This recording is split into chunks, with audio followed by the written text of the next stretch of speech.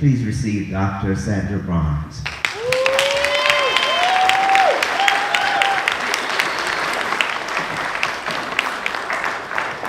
Good afternoon, everyone. Good afternoon. First, I want to just thank you all for taking time out of your day on Saturday to come out to the inaugural showing of Gary, Indiana, A Tale of Two Cities. Vernon has asked me to tell you a little bit about myself because this will kind of provide the context for this particular documentary. As he mentioned, I'm a full professor at Vanderbilt University. I'm actually a sociologist, but I'm joint appointed in the Department of Human and Organizational Development and the Divinity School.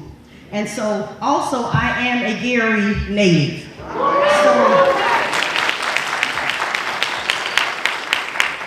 And I wanted to tell you some information because this particular documentary is reflective of, it has professional dimensions, but it also has personal dimensions. And my idea behind it really emerged about 10 years ago when I was a professor at Purdue University out in West Lafayette. And so it's taken this time to kind of get the funding together and get the persons together. And one of the things I like to do in terms of my research is after I complete a book or after I complete a project, I like to take it back to my research partners. And I use that term because, again, this is a partnership. And so I wanted to bring the documentary back to Gary, Indiana to find out how you all would experience it and whether you think that it is reflective of the experiences here in Gary. And I'll say this right now, this is only a glimpse of what happens in Gary. I know that a 60-minute documentary cannot do justice to the experiences, the life, the legacy here in Gary, but again, we wanted to capture at least part of that. So what I'd like you all to do is to experience the documentary, and then at the end, we're going to have a Q&A and a discussion, because I'd like you all to give me your honest, candid feedback about whether you think that the documentary reflects the spirit and the nature of what is happening here in Gary, Indiana. So without further ado, I introduce again the inaugural showing of Gary, Indiana, A Tale of Two Cities.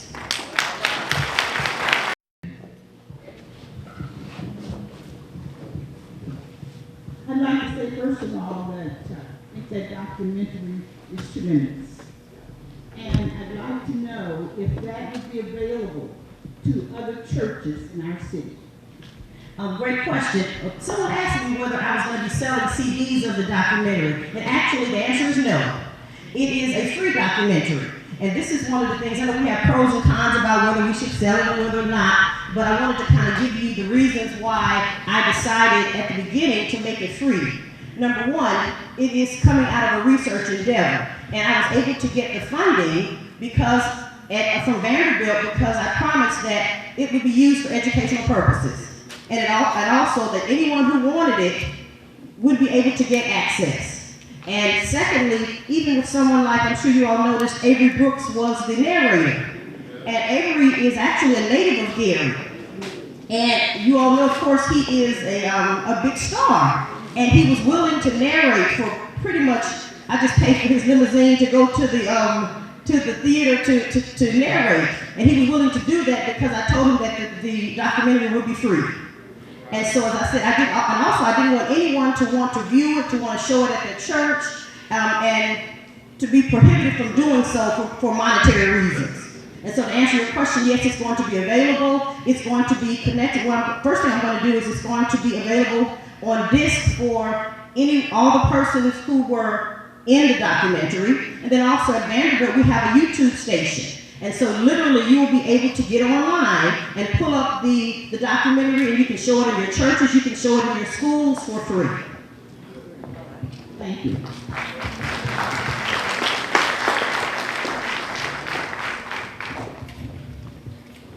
Yes. Thank the Mayor for being here today.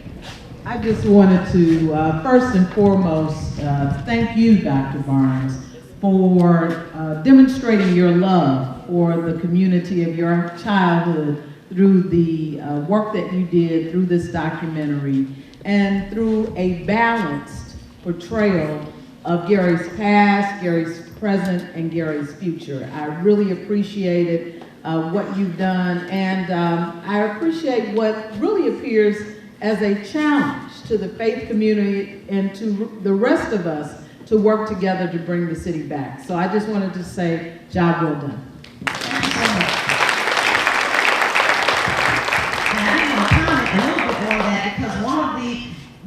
I called it a tale of two cities, because I was intentionally trying to present kind of a balanced assessment of the city. I wanted to move beyond just economic assessment, because that's what we often hear about Gary. Gary is this, and it's often linked to poverty or economic issues. But I wanted us to examine some of the non-economic dynamics relative to the city. And so my goal was, again, not to romanticize Gary, but also not to vilify Gary. And I'm hoping that you all kind of saw that tension throughout the documentary. But that it ends on a very hopeful note. And also, I didn't make that up. That is based on, as we say, the researchers, that's the data that emerged. Those were the comments that came from the different people that I interviewed during the documentary process. Yes, please, ma'am. All right, I got the mic. Now that was beautiful. I think your cinematographer, whoever shot that, Yes. and the music. Yes. I didn't expect to see that coming from a college. So who did it? Great question. I have a wonderful team called, and this is a film production company that anyone can use. They're called Cinematic Focus out of Nashville, Tennessee. And so basically, I took my idea and I took the information in terms of basically the people that I wanted to be interviewed. We created some time periods in terms of coming to the city, and then I told them the kinds of songs that I thought would be appropriate for the film. And so I worked collaboratively with them, but they're an excellent production company, Cinematic Focus out of Nashville, Tennessee. Hi, Dr. Barnes, how are you? Fine, how are you? I'm super fantastic. My name is Tony Simpson, and I just want to concur with what the mayor has stated in reference to the balance that you were able to depict about Gary, Indiana. I personally felt and agreed with the other young lady, that's a choreographer. I was so enthralled with the photography and the music. Beautiful job. Thank you so much. Thank you so much. As a choreographer, I felt, and I know people have whatever points that they felt may have been excluded. The arts, as you pointed out, Avery Brooks, who is truly a friend of Gary, there was no display of the arts. It's been very vibrant. What do you mean, the arts? Give me an example, please. Vivian Carter, even a lot depicting what's, I admire all of the elements that you did depict, but as an artist, I would love to see more art in there. And I do, thank you for your comment. The challenge we face is, initially the documentary was going to be 30 minutes in length, because that's the funding that I had. And so then I kept going and finding more and more funding, and then we were able to have a 60-minute documentary. So the challenge we face is literally in terms of time and finances. And we have to think about kind of that dual challenge. Meaning, it's a documentary, I want it to be available for educational purposes, but there is a challenge when it gets longer than an hour in terms of having people to sit for an hour and a half for a documentary. And then also something that I mentioned earlier, even though I try to be quite thoughtful in terms of what you see here, this does not do the city justice. Right. If it were 2 hours, it wouldn't do the city justice. And so I try to be very honest about that at the outset, and that there are going to be some things that other folks may want to see that we just don't have time to do. And I really wanted to make sure that my lens was very clear in terms of thinking about community organizations in general and churches in particular. Because there are about 5 or 6 documentaries that exist out there on Gary, and I was surprised that none of them included anything about churches or religious organizations. And so that's the specific lens that I wanted to use for this particular experience. But I do appreciate your comment. About how long, Dr. Barnes, did it take in terms of time? Was it a year, 2 years to finish this document? Actually, the idea came about 2 years ago when I was at Purdue, and then they gave me some funding, but then when I left, they wouldn't let me take my funding with me, but I understand that. So then I had to write a proposal and get some funding from Vanderbilt, but I would say it's been about 2 years in the making in terms of the film crew, and I came back 3 times, and then of course getting on the agendas of a variety of different people. Actually, so the idea was 10 years coming, but then I've been writing a book comparing Gary, Indiana's churches with Flint, Michigan. And so for that particular book, I had to interview about 50 pastors from Gary. And so those particular clergy became kind of the start point in terms of this particular documentary, because I always wanted to have a companion piece for that book. But I just really felt the need to go ahead and do the documentary first, because I thought this would be a very, very creative way to kind of not only inform people about a counter-narrative relative to Gary, but then it's a different way to educate over and above just reading a book. But to answer your question, over 2 years. Yes, please. Thank you so much. Dr. Barnes, I too once again say thank you. It was very well put together. Thank the you. church played a big role in the documentary, and of course the church plays a big role in the community. So my question is simply, with so many churches, so many denominations, why wasn't it a bit more diverse? How do you define diverse? In terms of religion, various faiths. Yes. Now, what you see here is again 60 minutes. When I first started, I was intentional about creating, using a cross-section of churches in Gary, Indiana. So you'll notice that there are Baptist churches, there are CME churches, there are AME churches, there were some non-denominational churches included in the documentary. So there was a great deal of intentionality there, and I'm focusing on Black churches. And so that is kind of one of the hooks, if you will, in terms of the kinds of congregations. So again, Black churches, but there was a cross-section and pretty good diversity, I think, in terms of the documentary. Dr. Barnes, thank you so very much again for coming and doing what you did. The people that were interviewed, we really highly respect those people. We knew those people. The photos, when you went down the blocks, we knew every block almost that was shown, whether it was good or whether it was not so good. We understood that. But I'm leaving here with a sense of pride and energy. So based on your research, could you give us 2 next steps of something that you feel that we should do to move on? Because look at this auditorium, it's almost full, Vernon. We're ready to do something. I think, are we ready to do something?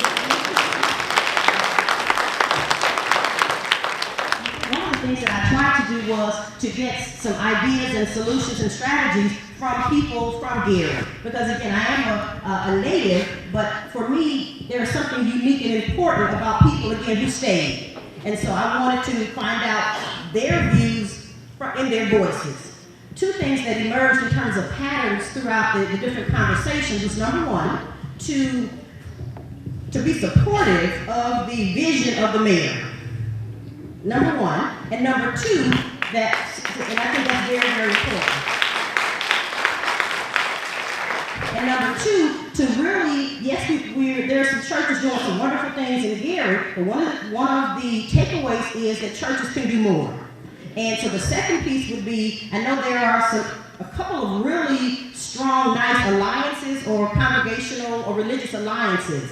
And so the second challenge I would say is, can the churches work more concertedly together and more consistently? And the reason that I know that's possible is because I mean, these aren't just plugs for my books. Don't think that, because I think we get a quarter for every book that's sold. But I wrote a book on Black megachurches. And we know that I'm not talking about the T.D. Jakes on television. I'm talking about those regional churches that you don't hear a lot about. And the way in which those kinds of churches have really come together to fortify neighborhoods and to shore up communities, literally in urban spaces. And so you have those really wonderful models. And again, they're not perfect churches, they're not presented that way. But there's something interesting going on in some Black churches. And for me, one of the major takeaways was, can the churches in Gary work together more concertedly with the mayor to have some strategic things in place to help move the city forward more quickly. So those are the two takeaways. Yes, please. Hi, Rochelle. I'm sorry, Dr. Brock. Rochelle. Sam, I just wanted to say that I'm so proud of the documentary that you did. You did a wonderful job. And unfortunately, I'll be moving from the city within the next 2 weeks. But one of the things that I really like about what you did, there's just this wonderful sense of we can do more, this wonderful sense of hope. And I can see, part 2 of this being the revitalization of the city. So I think it's very balanced. Congratulations. Thank you. Thank you. I mentioned that this is the inaugural showing, so this will be the 60-minute. I'm going to tweak it a little bit, and I'll tell you one of the things that we're going to do at the end. You notice before the credits, one of the things that we're going to do is, when you present something like this, it's kind of old by the time you present it because it takes so long. And so before the credits, what I want to do is I want to include a paragraph and a list of those changes that have taken place in Gary since the film has been completed. And so the person made reference to some of the buildings that have been demolished, and we know that the mayor has been elected a second time. I really want to kind of update people, if you will, in terms of what is taking place. So that's one of the things that definitely will be changed in this particular version. And so this 60-minute version will be the one that will be free and you'll have access to. However, I'm going to have to go back to the table and we're going to have to cut the film down to 47 minutes because we want to be able to show it on on PBS, on local stations, and even nationally. And of course, it has to be cut down because they have to incorporate the commercials. And so you'll have the 60-minute version for just general use, but then we'll have the shorter version for use on television.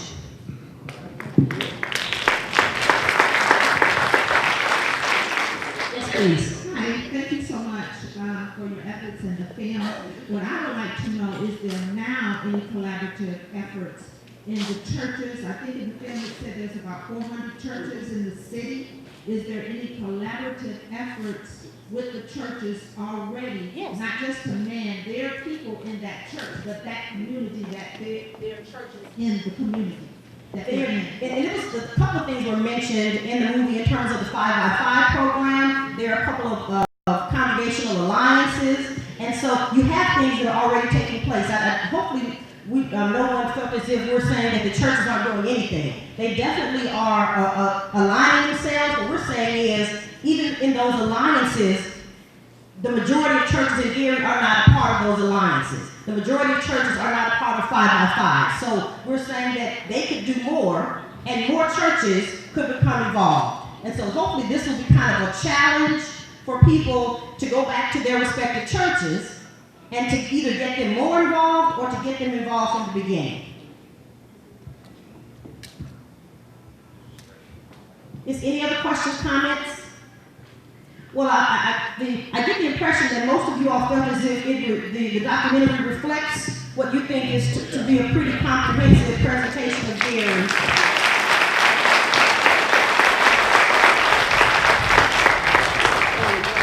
Yes, please.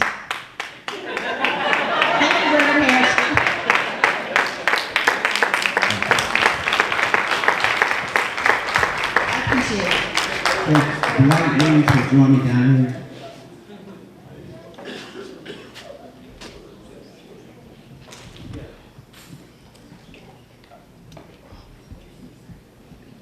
Some of you may not have known, but may not know that originally this documentary was scheduled to be shown with as a part of the 4th annual Bill Johnson Black Film Festival.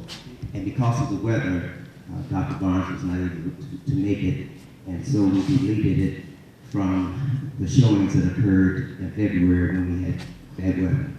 But I'm so glad that she was persistent and said she was willing to come, and she chose this place to come to. And so I would like to give her something she would have received in February if she had been here.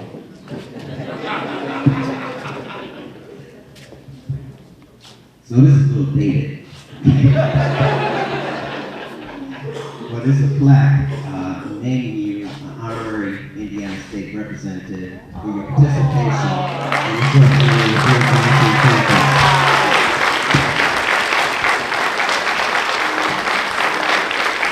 Conference. This is a small token from the African American Achievers in the Glen, because we're so pleased that you chose this place to share your production. So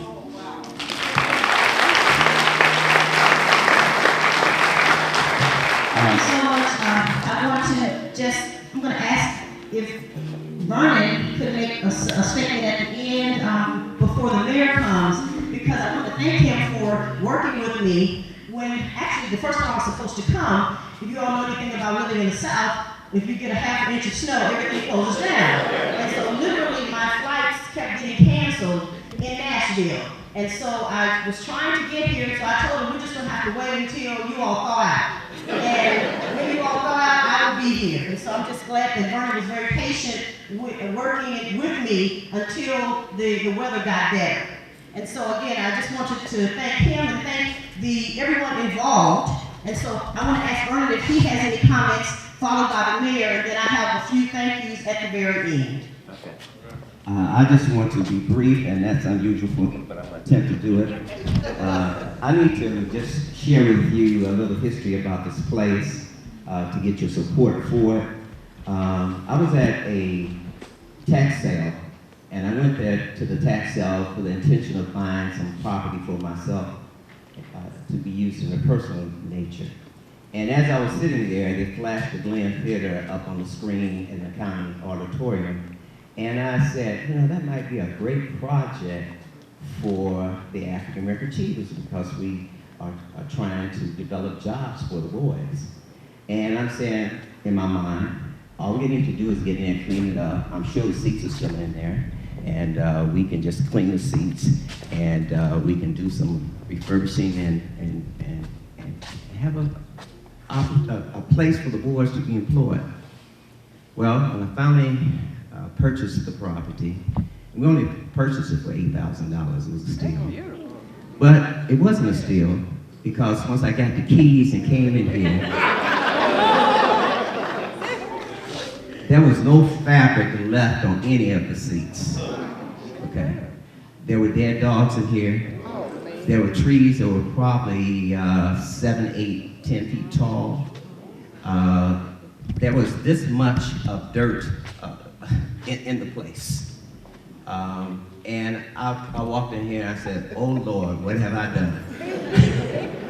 And so I had to convince my board that we had a project which we were working on, that we had received a grant of $175,000 to switch that money to this project. And I told them, don't worry about paying me my $8,000 back because I didn't get your approval in the first place for this. Just work with me on this. And I said, we won't have to spend any of our money. I'm going to go out and beg up this money. So the projected amount was $375,000 initially. It took us 8 years to raise the money, and we ended up spending $800,000 to finish this project. And it's a continual process because there's always something deteriorating in an old building, constant deteriorating. We just had the ceiling done over again, look, we got spots again. So it's just a matter of, you know, we would have been better off to taking $100,000 and build a new building. But hindsight is much clearer than foresight. But we need your help to keep this project going. It's part of the revitalization of Gary, Indiana. When I was a kid, I couldn't come to this place. Yeah. We didn't go to Land Park. And when I was an adult, the only two things I witnessed in this place was Jesus Christ Superstar and the Rocky Horror story, a Rocky Horror movie, whatever it was, where you throw the toilet paper and everything, and it was wild. But I came here. But this is a historical site, and we wanted to keep the name. That sign is the original sign. The 4 walls are original. Everything else in here is new. It's different from what was in here. And so we need the support of you. And we have an event next Saturday. We have 17 gospel singers, female gospel singers with the Divas of Gospel concert. This will be our 8th annual. The ticket's only $15. If you want to help the boys out, grab a ticket and come back next week. And then the boys believe we teach them to help others. And so we're going to be helping Brothers Keeper at the end of this month. We're participating in Stay Home Walk. You usually get out and walk, but you save your energy and just spend your money. And so the boys will be out in the lobby with these envelopes because we're determined to win. We always win. I call my boys chumps, and we make them into champs. But they see themselves as winners, and we're going to win this with your help. So give us $1 as you're going out for Brothers Keeper as well. So thank you for supporting us and coming out, and I'll turn this over to the men.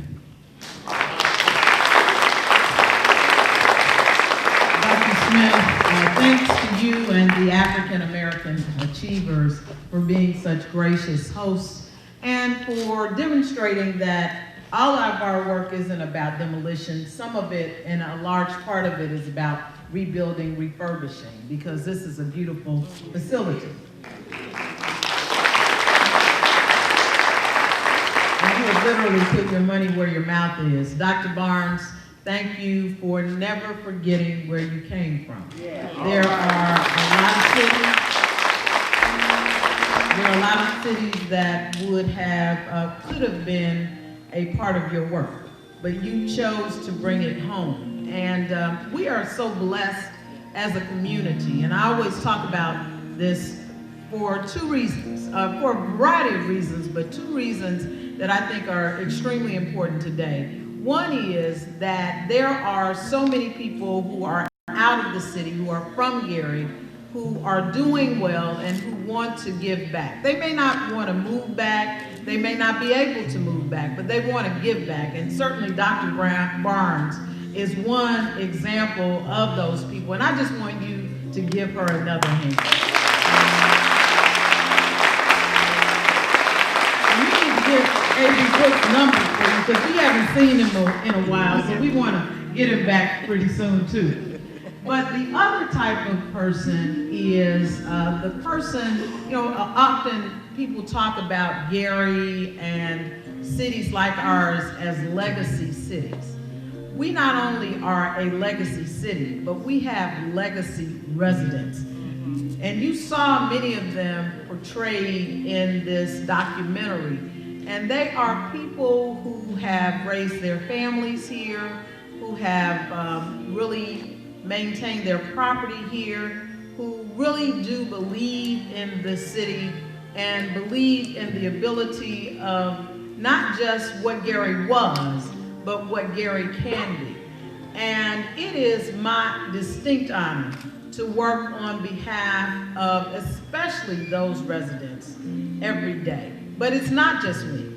It is pastors like Bishop Hairston and the other pastors who are in this community and who are portrayed. It's educators. It is the other individuals who are elected in government. There are educational leaders, Dr. Pruitt and Dr. Lowe and so many others, Dr. Mitchell. But it's also individuals like each and every one of you who are here today who has the ability to do something in his or her small corner of the city. And that is ultimately what will bring us back. Not programs, not projects, but people, resilient people like we are. And so I'm glad that you did this movie. It is an opportunity, I think, as Dr. Allen said, it's an opportunity for us to do something, to continue the work, but to get more people involved. And I just want to say to you, thank you, thank you, thank you. And I have to tell you, I was going so much today. I started off about 8:30 at the Sojourner Truth Walk. I ended up in Chicago, 2 open houses. I forgot what everybody gets when they do something like this, and that is your Team Gary Pack. So I will absolutely get that to you, but it includes a pen, and it allows you to represent your hometown, and we are so proud that you are representing us so well at Vanderbilt. God bless you. before we give the mic back to Dr. Barnes, I failed in my comments to compliment her on her work. You know, I've seen a lot of films that try to portray Gary, and all of them that I have seen left me depressed. This one gave me a sense of hope. It gave me a desire to work even harder. And the tenor of the film, the flavor of the film, the focus of the film was totally different than any that has ever been done in the past. And I think it is because she has a passion for Gary that she wanted to be fair to Gary, and that she has some love for Gary that she wanted to be exhibited. And I always say that one of the greatest things that we have going to Gary's is people. I love the people of Gary. We have fine people. There are none like the people in Gary. And this portrayal echoes that. It says it over and over again that the people, you know, cities are not the buildings. Cities are the people that make the city. And we have good people in Gary, and thanks for telling our story. Yes.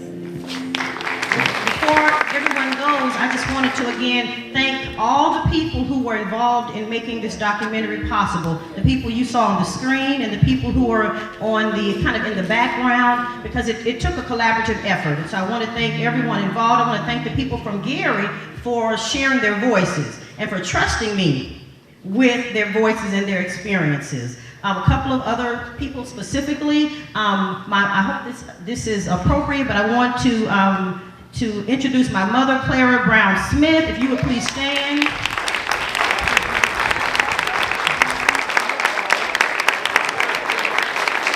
I want to introduce her because again, I wouldn't, whatever I'm attempting to be, I wouldn't even be able to do that if it weren't for my mother and my father who was deceased. Also, I want to just thank a fellow sociologist and scholar and activist here in Gary who was really instrumental in kind of helping me on the scenes here in Gary. If Benita Blanford Jones would please stand. She was very, very involved. And I want to thank her. And as I said before I close, just really thank you all for sharing with me, telling me your experiences, and then coming out. One of the things that I asked Vernon to do was if we were going to show the film, if we could make sure that it was free. And so I really appreciate him doing that. So if you all would, if you know, when you're leaving, just leave a few dollars, donations for the young men, because he was gracious enough to enable to host this in this wonderful facility and to do so free. So I want to thank you for that, Vernon. Last comment, I will be in touch with the officials in Gary to let you all know the websites so that you can download the documentary for your churches and organizations or for your personal home viewing. And so I will be in touch there. But again, thank you all so much for coming, and I'll be in touch. There's several citizens and leaders who are here that were featured in the film. You want to stand there, Bishop, Dr. Lowe. All of you who are here, stand up. We're representing Gary well. Yes, thank you all. Okay, thank you. Thank you for coming. Have a great night. I'm going to stand down here. If folks want to ask any other questions, feel free to come down and do so. Have a great night.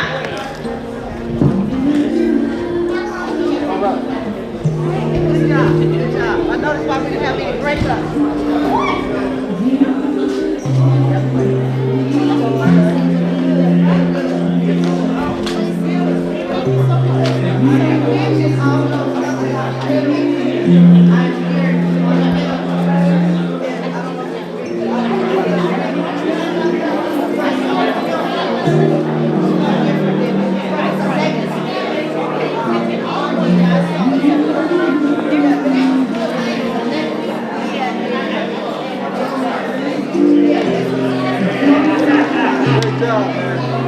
Great job. You know, I tried. I did what I could do. Very good.